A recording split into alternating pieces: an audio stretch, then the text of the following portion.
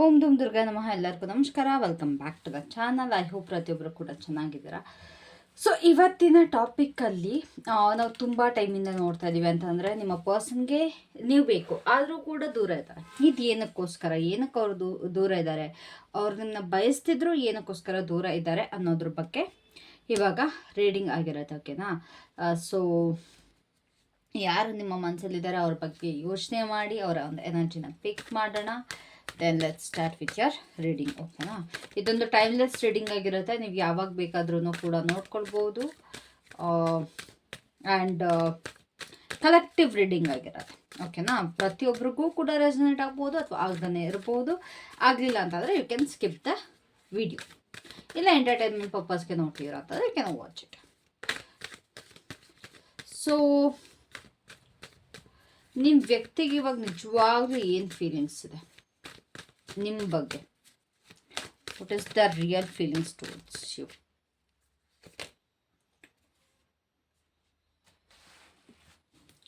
C, ಅವ್ರಿಗಿವಾಗ ಯಾವ ಥರ ಅಂತಂದರೆ, I want to win you back ಅಂತಂದರೆ ನಾನು ನಿನಗೆ ವಾಪಸ್ ನನ್ನ ಪಡ್ಕೊಳ್ಳೇಬೇಕು ಅನ್ನೋ ಒಂದು ಎನರ್ಜಿಲಿದ್ದಾರೆ. ಹೇಗಾದರೂ ಸರಿ, ಯಾರಿಂದ ಹೆಲ್ಪ್ ಆದರೂ ಸರಿ, ಎಷ್ಟು ಎಫರ್ಟ್ ಹಾಕಿದ್ರು ಸರಿ, ನಾನು ನಿನ್ನ ಪಡ್ಕೊಳ್ತೀನಿ ಅನ್ನೋ ಒಂದು ಎನರ್ಜಿಲಿದ್ದಾರೆ. ಇದು ಯಾರಿಗೋಸ್ಕರ ರೆಸನೇಟ್ ಆಗುತ್ತೆ ಅಂತಂದರೆ, ಏನೋ ಒಂದು ಮಿಸ್ಅಂಡರ್ಸ್ಟ್ಯಾಂಡಿಂಗ್ ಆಗಿ ನೀವು ವಾಕ್ ಅವೇ ಮಾಡೋದಕ್ಕೆ ಚೂಸ್ ಮಾಡಿದರೆ ಈ ಒಂದು ರೀಡಿಂಗ್ ರೆಸೊನೇಟ್ ಆಗುತ್ತೆ. ಅಂತಂದರೆ ನೀವು ಇಲ್ಲ, ನನಗೆ ನೀನು ಬೇಡ, ಥರ್ಡ್ ಪಾರ್ಟಿ ಸಿಚುವೇಶನ್ ಇತ್ತು, ಇಲ್ಲ ಫ್ಯಾಮಿಲಿ ಸಿಚುವೇಶನ್ ಇತ್ತು, ಬಟ್ ಅವರು ನಿಮ್ಮನ್ನ ಬಿಟ್ಟೋಗಿರೋದಲ್ಲ, ಬಟ್ ನೀವೇ ಲೈಕ್ ನಿಮ್ಮ ಒಂದು ಸೆಲ್ಫ್ ರೆಸ್ಪೆಕ್ಟ್ ಅಥವಾ ನಿಮ್ಮನ್ನು ನೀವು ಆಯ್ಕೆ ಮಾಡ್ಕೊಂಡು ಯಾರ್ಯಾರೆಲ್ಲ ಬಿಟ್ಟು ಬಂದಿರಾ ಅವರಿಗೋಸ್ಕರ ಈ ರೀಡಿಂಗ್ ಆಗಿರೋದು. ಓಕೆನಾ? ಸೊ ಅವ್ರಿಗೆ ಇವಾಗ ನಿಮ್ಮನ್ನು ವಾಪಸ್ ಪಡ್ಕೊಳ್ಬೇಕು. They want to win you back ಅನ್ನೋ ಒಂದು ಎನರ್ಜಿಲಿದ್ದಾರೆ. ಅದಕ್ಕೆ ಎಷ್ಟು ಎಫರ್ಟ್ ಆಗುತ್ತೋ ಅಷ್ಟು ಎಫರ್ಟ್ ಹಾಕೋಕೆ ರೆಡಿ ಇದ್ದಾರೆ. ಏನು ಮಾಡಬೇಕೋ ಅದನ್ನು ಮಾಡೋದಕ್ಕೆ ರೆಡಿ ಇದ್ದಾರೆ. ಬಟ್ ಅವ್ರಿಗೆ ವಾಪಸ್ ನಿಮಗೆ ಬೇಕು, ನೀವು ಬೇಕು. ಸಿ, ಇಲ್ಲಿ ಏನಾಗಿದೆ ಅಂತಂದರೆ, ಕಂಪ್ಲೀಟಾಗಿ ರಿಲೇಷನ್ಶಿಪ್ ಡೆಡ್ ಆಗಿದೆ. ಓಕೆನಾ? ಅಂತಂದರೆ ಯಾವ ರೀತಿ ಕಾಂಟ್ಯಾಕ್ಟ್ ಇಲ್ಲ, ಬ್ಲಾಕ್ ಸಿಚುವೇಷನ್ನಲ್ಲಿದ್ದೀರಾ, ಅಥವಾ ಯಾವ ಒಂದು ಸೋಷಿಯಲ್ ಮೀಡಿಯಾದಲ್ಲೂ ಕೂಡ ಇಬ್ರಿಗೊಬ್ರು ಏನು ಮಾಡ್ತಾ ಇದ್ದೀರಾ, ಹೇಗಿದ್ದೀರಾ ಅನ್ನೋದು ಒಂದು ಐಡಿಯಾ ಕೂಡ ಇಲ್ಲ ನಿಮ್ಮ ಪರ್ಸನ್ಗೆ. ಎಸ್ಪೆಷಲಿ ನಿಮ್ಮ ಬಗ್ಗೆ, ನಿಮಗೂ ಕೂಡ ಆ ವ್ಯಕ್ತಿ ಬಗ್ಗೆ ಸ್ವಲ್ಪನೂ ಐಡಿಯಾ ಇದೆ. ಬಟ್ ಆದರೂ ಕೂಡ ಅವ್ರಿಗೆ ನೀವು ವಾಪಸ್ ಬೇಕು ಅನ್ನೋ ಒಂದು ಎನರ್ಜಿಲಿ ಅವರಿದ್ದಾರೆ.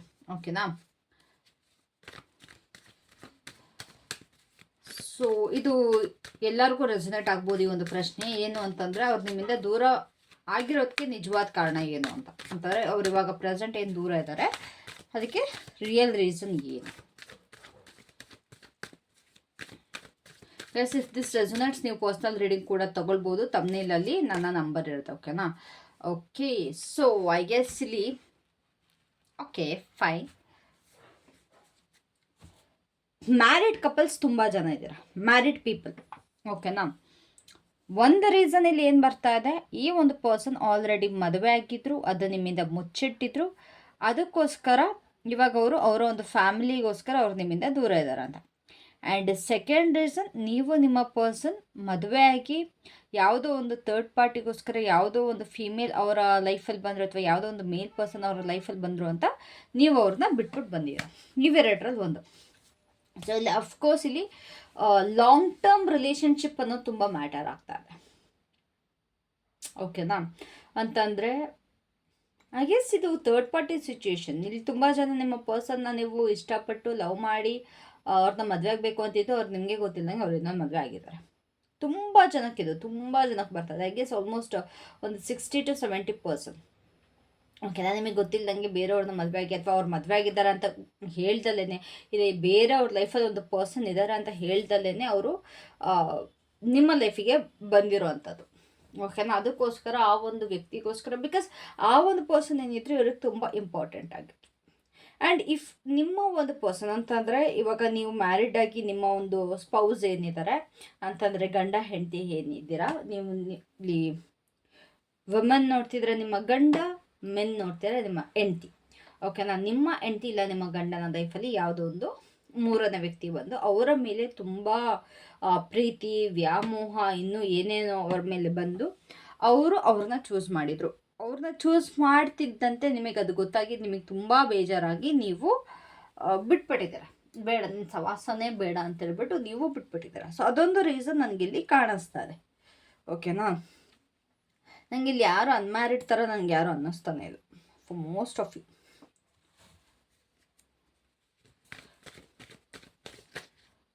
ಸೊ ವಾಟ್ಸ್ ದೇರ್, ಅವರ ಒಂದು ಮನಸ್ಸಲ್ಲಿ ಏನಿದೆ?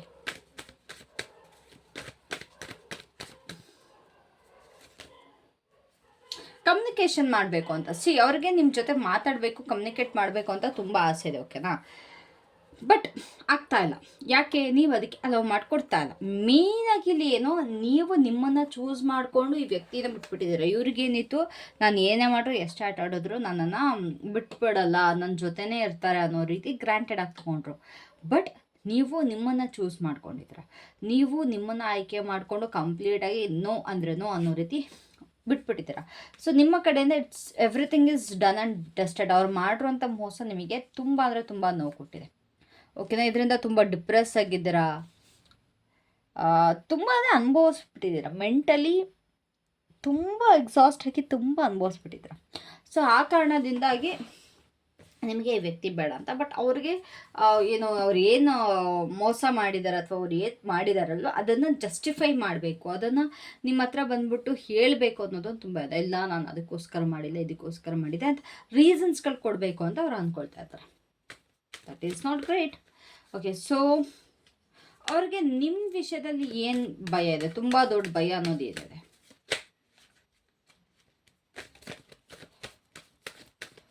ಅವ್ರಿಗೆ ನಿಮ್ಮ ವಿಷಯದಲ್ಲಿ ಏನು ದೊಡ್ಡ ಭಯ ಇದೆ? ದೊಡ್ಡ ಭಯ.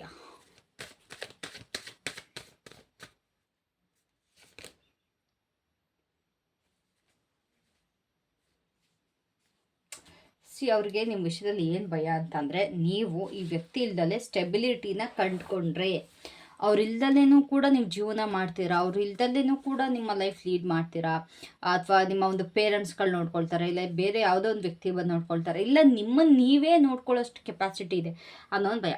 ಅಂತಂದರೆ ನನ್ನ ಮೇಲೆ ಡಿಪೆಂಡ್ ಆಗ್ದಲೇ ಇವ್ರು ಆರಾಮಾಗಿದ್ದಾರೆ ಅನ್ನೋ ಒಂದು ಭಯ ತುಂಬ ಇದೆ. You are not dependent. ಇಷ್ಟೇ ದಿವಸ ಏನು ಇವ್ರ ಮೇಲೆ ಯಾವುದೇ ರೀತಿಯಾದಂಥ ಡಿಪೆಂಡೆನ್ಸ್ ಇದ್ರೂ ಕೂಡ ಇವಾಗ ನೀವು ಕಂಪ್ಲೀಟಾಗಿ ಸ್ಟೇಬಲ್ ಆಗಿದ್ದೀರ, ಕಂಪ್ಲೀಟಾಗಿ ಒಂದು ಸ್ಟ್ರಿಕ್ಟ್ ಆಗಿದ್ದೀರ. ಅದೇ ಇವ್ರಿಗೆ ತುಂಬ ಭಯ ಪಡ್ತಾ ಇರೋವಂಥದ್ದು, ಬಿಕಾಸ್ ಆಫ್ ಯರ್ ಸ್ಟ್ರಿಕ್ಟ್ನೆಸ್. ಓ ಇಲ್ಲ, ಇವ್ರು ಮೊದಲಿನ ಥರ ಇಲ್ಲ, ಇವರು ಈಸಿ ಅಲ್ಲ ಮ್ಯಾನಿಪ್ಯುಲೇಟ್ ಮಾಡೋಕ್ಕೆ, ಅಥವಾ ಇವ್ರು ಈಸಿಯಾಗಿಲ್ಲ, ತುಂಬ ಒಂಥರ ಗಟ್ಟಿ ಮನ್ಸು ಮಾಡಿ ಕುಟ್ಕೊಂಡ್ಬಿಟ್ಟಿದ್ದಾರೆ, ತುಂಬ ಅನುಭವಿಸಿ ಇವಾಗ ಅವ್ರ ಮನಸ್ಸು ಕಲ್ಲಾಗಿದೆ ಅನ್ನೋದು ಈ ವ್ಯಕ್ತಿಗೆ ಭಯಪಡಿಸ್ತದೆ ಅಂತ. ಸೊ ಹಾಗಾಗಿ ಮತ್ತೆ ವಾಪಸ್ ಬಂದ್ರೂ ಕೂಡ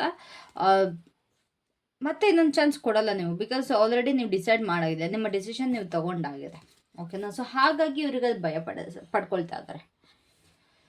ಇಷ್ಟೆಲ್ಲ ಭಯ ಇದ್ದವರು ಫಸ್ಟ್ ಯಾಕೆ ಮಿಸ್ಟೇಕ್ ಮಾಡಬೇಕಿತ್ತು ಅಲ್ವಾ? So that is the biggest fear.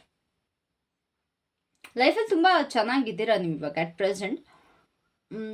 Financially ಸ್ವಲ್ಪ ಕಷ್ಟ ಇದ್ರೂ ಕೂಡ ಅಟ್ಲೀಸ್ಟ್ ನಿಮ್ಮ ಒಂದು ಸೆಲ್ಫ್ ರೆಸ್ಪೆಕ್ಟ್ನ ನೀವು ಚೂಸ್ ಮಾಡಿ, ಅಥವಾ ಏನೋ ಒಂದು ಮಾಡಿಕೊಂಡು ತುಂಬ ಸ್ಟೆಬಿಲಿಟಿ ಕಂಡುಕೊಂಡು ಚೆನ್ನಾಗಿದ್ದೀರ, ಅಥವಾ ಫಿನಾನ್ಷಿಯಲಿನೂ ಕೂಡ ನೀವು ತುಂಬ ಚೆನ್ನಾಗಿರ್ಬೋದು ಇವಾಗ, ಓಕೆನಾ? ಎಕ್ಸ್ಪೀರಿಯನ್ಸ್ ತುಂಬ ಮಾಡಿದ್ದೀರಾ ನೀವು, ನಿಮ್ಮ ಲೈಫಲ್ಲಿ ಎಕ್ಸ್ಪೀರಿಯನ್ಸ್ ಇರೋದ್ರಿಂದ you are doing great in your life at now. ಒಂದು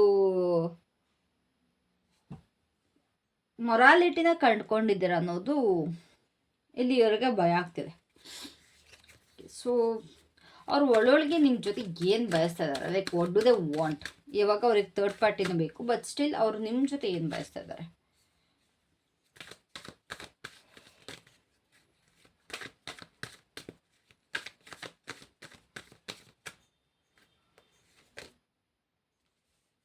S, they not even sure. ಅವ್ರಿಗೆ ನಿಮ್ಮ ಜೊತೆ ಏನು ಬೇಕು ಅನ್ನೋದು ಅವ್ರಿಗೆ ಗೊತ್ತಿಲ್ಲ. ಒಟ್ಟಿನಲ್ಲಿ ನಿಮ್ಮ ಜೊತೆ ಮಾತಾಡಬೇಕು ಅಷ್ಟೇ. ಈ ಕಡೆ ನೀವು ಬೇಕು, ಈ ಕಡೆ ಅವರು ಬೇಕು. ಇವ್ರಿಗೆ ಏನಾಗ್ತಿದೆ ಅಂತಂದರೆ ಪ್ರೆಸೆಂಟ್ ಇವಾಗ ತುಂಬ ಬರ್ಡನ್ ಫೀಲ್ ಮಾಡ್ತಾ ಇದ್ದಾರೆ. ಇವರ ಒಂದು ಡಿಸಿಷನ್, ಇವರ ಒಂದು ಮಾಡಿರೋ ಕರ್ಮಕಾಂಡಗಳಿಂದ ಇದವ್ರಿಗೆ ತುಂಬ ಒಂಥರ ಹೆವಿ ಅನ್ನಿಸ್ತಾ ಇದೆ. ತಪ್ಪು ಮಾಡಿಬಿಟ್ಟೆ, ಜೀವನದಲ್ಲಿ ತುಂಬ ನೋವು ಕೊಟ್ಬಿಟ್ಟೆ, ಇದು ಬೇಡದಿರೋ ಅಂಥ ಭಾರನ ನಾನು ತಗೊಂಡೆ ಅನ್ನೋದು ಇವ್ರಿಗೆ ತುಂಬ ಅಂದರೆ ತುಂಬಾ ಕಾಡ್ತಾ ಇದೆ.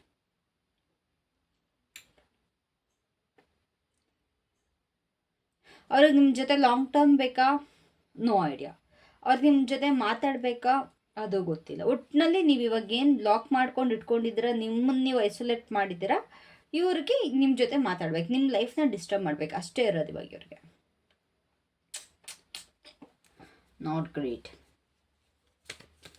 ಅವ್ರದ್ದೇನಾರ ನೆಕ್ಸ್ಟ್ ಏನಾದ್ರು ಮೂವ್ ತಗೊಳ್ತಾರ ನಿಮ್ಮ ಕಡೆಗೆ?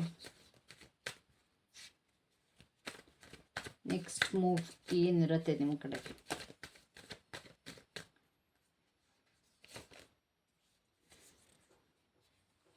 ಏನೂ ಇಲ್ಲ, ಬಂದ್ಬಿಟ್ಟು ಹಾಯ್ ಬಾಯ್ ಹೇಳ್ಬಿಟ್ಟು ವಾಪಸ್ ಸೀದಾ ಹೋಗ್ತಾ ಇರ್ತಾರೆ ಅಷ್ಟೇ. ಇವ್ರ ಜೊತೆ ಅಂತ ನೀವು ಸೀರಿಯಸ್ ಕಮಿಟ್ಮೆಂಟ್ ಇಟ್ಕೊಂಡ್ರೆ, ಅಯ್ಯೋ ಪಾಪ ಬಂದರು, ಏನು ತುಂಬ ಅನುಭವಿಸ್ಕೊಂಡು ಬಂದಿದ್ದಾರೆ, ಇವ್ರಿಗೆ ಪಶ್ಚಾತ್ತಾಪ ಆಗ್ತದೆ ಅಂತ ನೀವೇನಾದ್ರು ಚಾನ್ಸ್ ಕೊಟ್ಟರೆ ಮತ್ತೆ ನೀವು ಅದನ್ನು ಅನುಭವಿಸ್ತೀರ. ಈ ಪರ್ಸನ್ ಯಾವುದೇ ಕಾರಣಕ್ಕೂ ಸರಿ ಹೋಗಲ್ಲ, ಮತ್ತು ಅದೇ ಎನರ್ಜಿ ಬರ್ತಾ ಇದೆ ಅವ್ರಿಗೆ. ಬರುವಾಗ ಮಾತ್ರ ತುಂಬ ಒಳ್ಳೆಯವರಾಗಿ ಬರ್ತಾರೆ. ಇಲ್ಲ ತಪ್ಪಾಯ್ತು, ಕ್ಷಮಿಸ್ಬಿಡು, ನಾನು ನಿಮಗೆ ತುಂಬ ಮೋಸ ಮಾಡಿದೆ, ಪಶ್ಚಾತ್ತಾಪ ಕಾಡ್ತಾ ಇದೆ, ಅದು ಇದು ಅಂತೆಲ್ಲ ಭಾರಿ ದೊಡ್ಡ ಮಾತಾಡ್ಕೊಂಡು ಬರ್ತಾರೆ. ಬಟ್ ನಿಜವಾಗ್ಲೂ ಅವರು ಹೇಳಿದ ರೀತಿ ನಡ್ಕೊಳ್ಳಲ್ಲ. So be aware, be careful. ಅಕಸ್ಮಾತ್ ನಿಮ್ಮ ಪಾಸ್ಟ್ ಪರ್ಸನ್ ಏನಾದ್ರು ವಾಪಸ್ ಬಂದರೆ ನೆವರ್ ಅಲೌ ದೆಮ್. ಸೊ ನಿಮ್ಮಿಬ್ಬರು ಕನೆಕ್ಷನ್ ನೆಕ್ಸ್ಟ್ ಎಲ್ಲಿಗೆ ಹೋಗ್ತಾ ಇದೆ, ಲೈಕ್ ಇನ್ ಅಪ್ಕಮಿಂಗ್ ಡೇಸಲ್ಲಿ ಎಲ್ಲಿಗೆ ಹೋಗ್ತಾ ಇದೆ? ಎಲ್ಲಿಗೂ ಹೋಗ್ತಾ ಇಲ್ಲ. ಅಕಸ್ಮಾತ್ ನೀವೇನಾದ್ರು ಆ್ಯಕ್ಷನ್ ತೊಗೊಂಡ್ರೆ ನೀವೇ ಡಿಸಪಾಯಿಂಟ್ ಆಗೋದು. ಇಫ್ ಇನ್ ಕೇಸ್ ಈ ಪರ್ಸನ್ನ ನೀವು ಅಲೋವ್ ಮಾಡಿದ್ರೆ, ನಾನು ಹೇಳ್ತಾ ಇದ್ದೀನಿ ಮತ್ತೆ ಈ ಪರ್ಸನ್ ಏನಾದ್ರು ನೀವು ಅಲೋವ್ ಮಾಡಿದ್ರೆ ನೀವೇ ಡಿಸಪಾಯಿಂಟ್ ಆಗೋದು. ನೀವೇ ಅಟ್ಲೀಸ್ಟ್ ಇವಾಗ ಸ್ವಲ್ಪ ಹಿಂಗೋ ಸರಿ ಮಾಡ್ಕೊಂಡಿದ್ದೀರ ನಿಮ್ಮ ಮನಸ್ಸನ್ನ, ನಿಮ್ಮ ಒಂದು ಎಲ್ಲದನ್ನು ಕೂಡ. ನೀವು ಮತ್ತೆ ಈ ಒಂದು ವ್ಯಕ್ತಿನ ನೀವು ಅಲೋವ್ ಮಾಡಿದ್ರೆ ಮತ್ತೆ ಅನುಭವಿಸ್ಬೇಕಾಗತ್ತೆ ಓಕೆನಾ. ಸೊ ಈ ಪರ್ಸನ್ಗೆ ಬರೀ ನಿಮ್ಮ ಹತ್ರ ಮಾತಾಡಬೇಕು, ನಿಮ್ಮ ಲೈಫ್ ಡಿಸ್ಟರ್ಬ್ ಮಾಡಬೇಕು. ನೀವು ಚೆನ್ನಾಗಿದ್ರೆ ಅದು ನೋಡಿ ಅವ್ರಿಗೆ ಸಾಕಾಗ್ತಾಯಿಲ್ಲ ಅಂತಾರ, ಸಾಕಾಗ್ತಿಲ್ಲ ಇನ್ ದ ಸೆನ್ಸ್ ಅವ್ರಿಗೆ ಮನಸ್ಸಿಗೆ ಅದು ಖುಷಿಗಿಲ್ಲ, ಒಟ್ಟಿನಲ್ಲಿ ಬರಬೇಕು ಅನ್ನೋ ರೀತಿ ಇದ್ದಾರೆ ಓಕೆನಾ. ಸೊ ಬಿ ಕೇರ್ಫುಲ್ ಅಂತ ಹೇಳ್ತೀನಿ. ಇದಾಗಿತ್ತು ಇವತ್ತಿನ ರೀಡಿಂಗ್. ಶಾರ್ಟ್ ಆಗಿದ್ರು ಕೂಡ ಐ ಗೆಟ್ಸ್ ಮೀನಿಂಗ್ಫುಲ್ ಆಗಿತ್ತು ಈ ಒಂದು ಟಾಪಿಕ್ ಅಂತ ಹೇಳ್ತೀನಿ. So that's it for today. Thank you so much. Love you all. Have a great day. Take care. Bye.